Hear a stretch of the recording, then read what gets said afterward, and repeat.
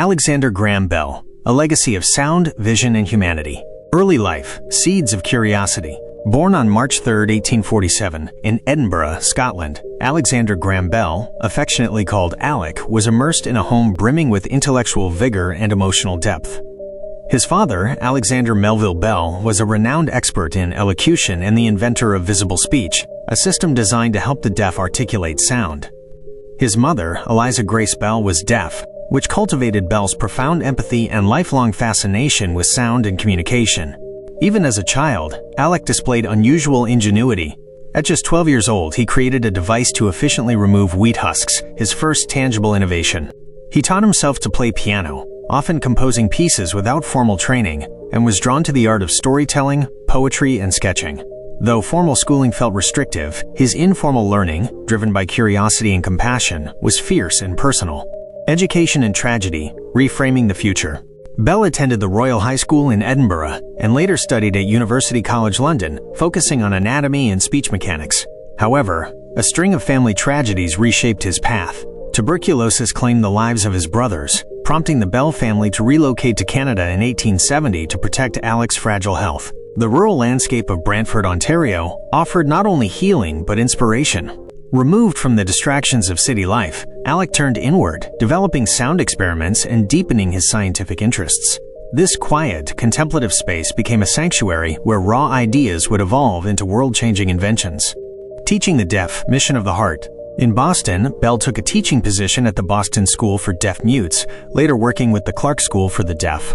For him, education was not just a profession, it was a calling. Teaching children who could not hear ignited something primal in him, the urge to bridge silence with sound. One of his students, Mabel Hubbard, had lost her hearing to scarlet fever and would later become Bell's wife. Their relationship was built on understanding and shared purpose. Mabel didn't just support his vision, she fueled it. Her presence made Bell's mission more personal and urgent, to give voice to those silenced by circumstance. The birth of the telephone, a revolution unfolds.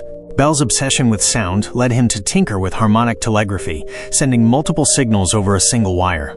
Alongside Thomas Watson, a savvy electrician, Bell developed a device capable of transmitting vocal tones electrically. And then history changed forever. On March 10, 1876, Bell spoke the first intelligible words via telephone. "Mr. Watson, come here, I want to see you." This simple sentence reverberated across time, sealing Bell's name in the annals of invention. The patent had been filed just days earlier, narrowly beating rival Elisha Gray.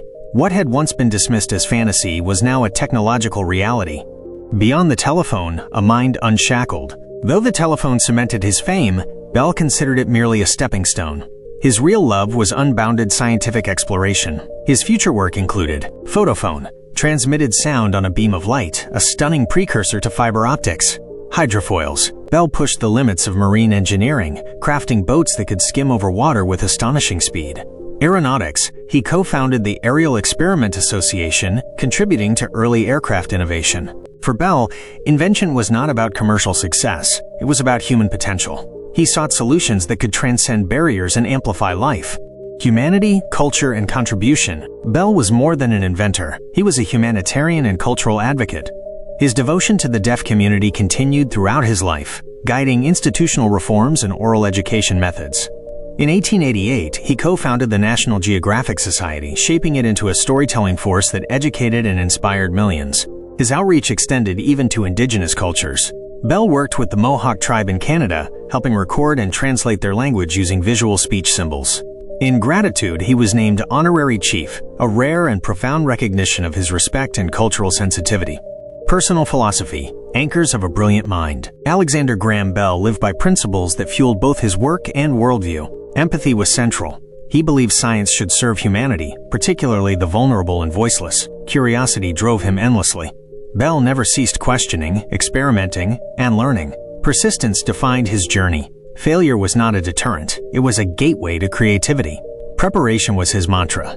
Before anything else, preparation is the key to success. He understood that readiness made innovation sustainable. Focus sharpened his progress. Concentrate all your thoughts upon the work at hand. In distraction, he saw dilution. In focus, momentum. He encapsulated his ethos with the belief: a man, as a general rule, owes very little to what he is born with. A man is what he makes of himself. This quote wasn't just a reflection, it was a challenge to every thinker, creator, and dreamer to shape their destiny with action and integrity. Later years and eternal echoes. Bell spent his final years in Bean Braig, Nova Scotia, a coastal retreat where invention met serenity. Surrounded by nature and the hum of ongoing experiments, he remained active until the very end. He passed away on August 2, 1922, leaving behind not only machines and manuscripts, but a movement. During his funeral, all telephone service in North America was paused for 1 minute, a stunning tribute to the man who made global communication possible. Closing note: the echo of possibility. Alexander Graham Bell's journey, from a curious boy in Edinburgh to a transformative global figure, is a story of vision, empathy, and relentless pursuit. His legacy is not just embedded in wires and sound waves, but in every moment where human connection bridges silence. From whispers of possibility to the roar of global connection, Alexander Graham Bell didn't just invent the telephone, he amplified the human voice.